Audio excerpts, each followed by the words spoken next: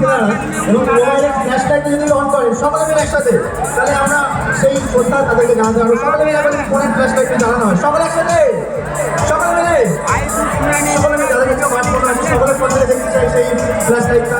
আমাদের লাইটটা একটু অফ করাই দেখতে সুন্দর লাগবে, সকলের ফ্ল্যাশ লাইটটা অন দেখতে চাই।